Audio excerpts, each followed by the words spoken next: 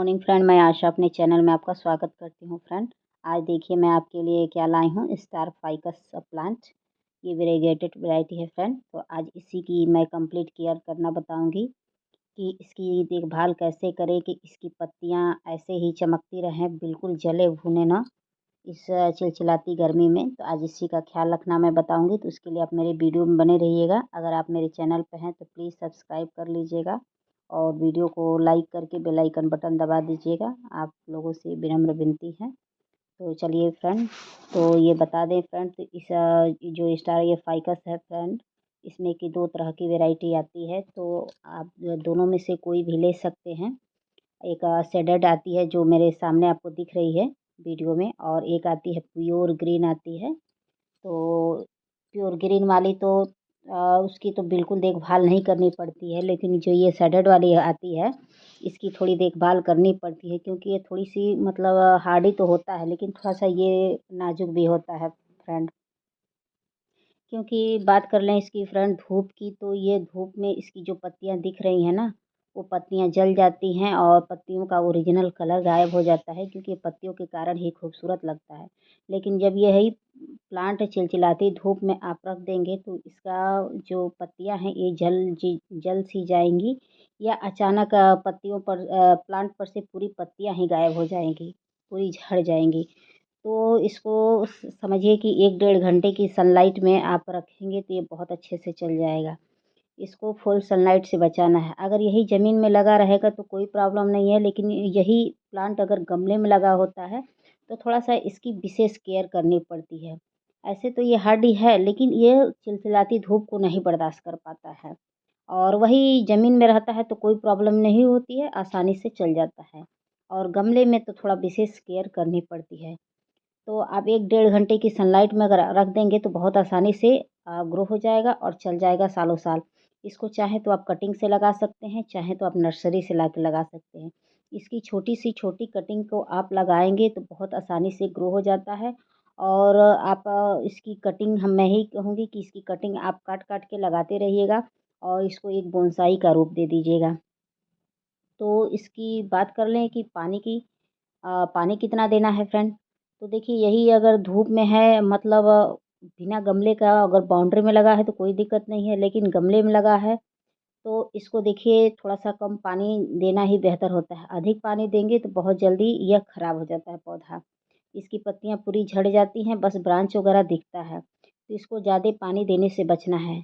और पानी देने का सबसे बेहतर तरीका यह है कि आप शॉवरिंग करते हुए दीजिएगा, तो इससे होगा कि थोड़ा बहुत पानी मिट्टी में जाएगा, बाकी पत्तियों से ही छलक के निकल जाएगा बाहर।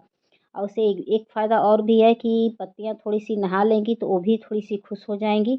और थोड़ा सा इस गर्मी भीषण गर्मी में थोड़ा पौधों को भी राहत मिलेगा। तो और डस्ट वगैरह भी जो भी पत्तियों के ऊपर बैठा रहेगा वो भी हट जाएगा, तो हट जाएगा तो किसी भी कीड़े मकोड़े का कोई अटैक नहीं होगा। ऐसे तो इस पे कोई कीड़े मकोड़ों का अटैक नहीं होता है, लेकिन प्लांट ही है, उसकी क्या कोई गारंटी लेगा। कभी भी कोई भी कीड़े मकोड़े इस पे चिपक सकते हैं। तो मैं यही कहूँगी कि पानी वगैरह दीजिए। सबसे बेस्ट यही है कि पानी वगैरह दीजिए तो नहलाते हुए दीजिए। थोड़ा बहुत आवश्यकता अनुसार पत्तियों के ऊपर से छन के चला जाएगा और ये सबसे बेस्ट रहेगा। और एक काम और करना है कि मान लीजिए महीने में एक बार फंगिसाइड पाउडर का स्प्रे कर देंगे तो ज़्यादा बेहतर रहेगा। इसलिए कि वो प्लांट के लिए मेडिसिन का काम करता है। तो जो भी आप प्लांट लगाए हो घर में महीने में एक बार या 15 दिन में एक बार आप फंगिसाइड पाउडर का स्प्रे वगैरह करते रहिएगा। इससे ये होता है कि पौधा बीमारी से मुक्त होता है और स्वस्थ होता है और पौधे का उचित विकास होता है। और एक काम और करना है कि समय समय पर मिट्टी की खुदाई वगैरह करते रहिएगा। इससे ये फ़ायदा होता है कि मिट्टी की खुदाई करने से पौधा ऊर्जावान होता है। सॉरी, मिट्टी ऊर्जावान होती है, जिससे जब मिट्टी ऊर्जावान होती है, उर्वरा शक्ति बढ़ती है तो पौधे उचित विकास करते हैं। तो पौधे अगर लग रहा है कि विकास नहीं कर रहे हैं तो समय समय पर मिट्टी की खुदाई वगैरह भी करते रहिएगा। थोड़ा भी अगर उसमें प्रकाश का किरण उस पर लग जाएगा तो मिट्टी ताकतवर हो जाएगी और पौधे का उचित विकास होगा। फिर भी लगे कि मिट इतना करने के बाद हमारा पौधा विकास नहीं कर रहा है, तो मिट्टी में एक काम कर सकते हैं कि खाद के रूप में आप 1 मुट्ठी केचुए की खाद या आप जो सड़ी हुई गोबर की खाद आती है, महीने में आप उसको डाल दीजिए। 1 मुट्ठी केचुए की खाद और नहीं तो सड़ी हुई गोबर की खाद आप डाल सकते हैं, उससे पौधे का उचित विकास होगा। भूल कर भी आप रासायनिक खाद मत डालिएगा, क्योंकि यह रासायनिक खाद को नहीं ये झेल पाएगा। रासायनिक खाद वगैरह देखिए ज़्यादातर फूलों वाले पौधे में ही डाले जाते हैं। इन सब पौधे में तो आप वही सड़ी हुई गोबर की खाद ही डाल देंगे तो बहुत अच्छा से चल जाएगा। देखिए एक चीज़ और होता है, पौधे अचानक से पत्तियाँ पीली हो जाती हैं, आपको लगेगा कि क्यों हो रही हैं?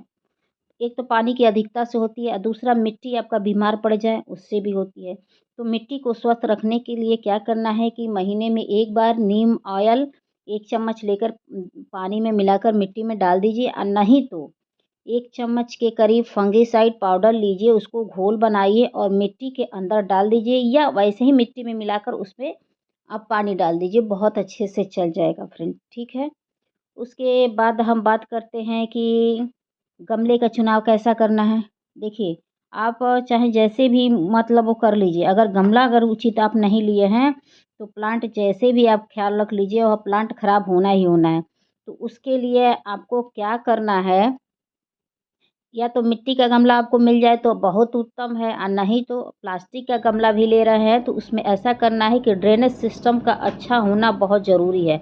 तो ऐसा गमले का चुनाव करिए जिसमें ढेर सारे ड्रेनेज सिस्टम बने हों। अगर प्लास्टिक का ले रहे हैं तो और नहीं तो मिट्टी का गमला ले रहे हैं तो उसमें एक भी ड्रेनेज सिस्टम रहेगा तो बहुत अच्छे से चल जाएगा।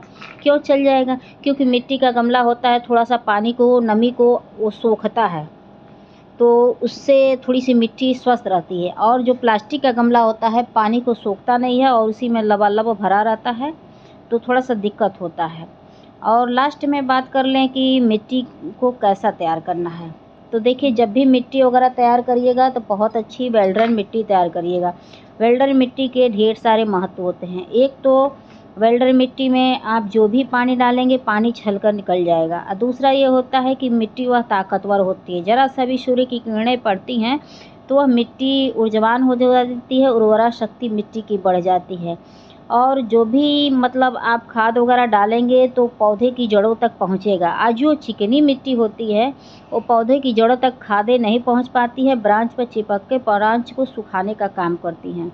तो आपको वेल्ड्रेन मिट्टी तैयार करने के लिए क्या-क्या करना है?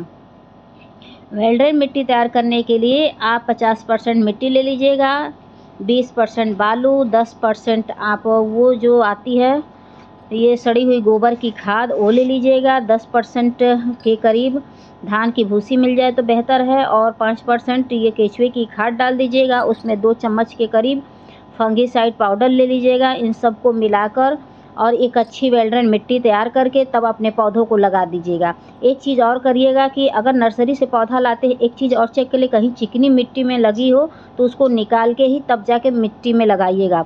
अगर वीडियो पसंद आएगी तो please like, subscribe, comment and share करना ना भूलिए।